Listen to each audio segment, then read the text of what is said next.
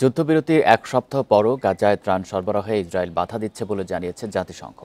এই অবস্থায় চুক্তি অনুযায়ী গাজায় ত্রাণ প্রবেশের জন্য রাফা সীমান্ত খুলে দিতে ইসরায়েলের ওপর চাপ সৃষ্টি করতে মধ্যস্থতাকারী ও আন্তর্জাতিক সম্প্রদায়ের প্রতি আহ্বান জানিয়েছে হামাস। এদিকে গাজা সিটির জয়তুন এলাকায় শুক্রবার ফিলিস্তিনিদের বহনকারী একটি বাসে ইসরায়েলের হামলায় এক কিশোর আহত হয়েছে।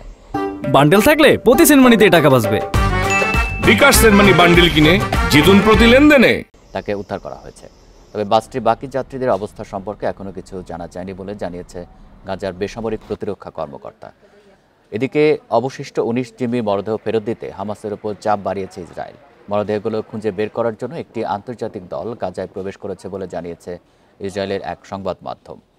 ইসরায়েলি গোয়েন্দা সংস্থা মোসাদের দেওয়া তথ্যের ভিত্তিতে শিগগিরই তাদের কাজ শুরুর কথা রয়েছে।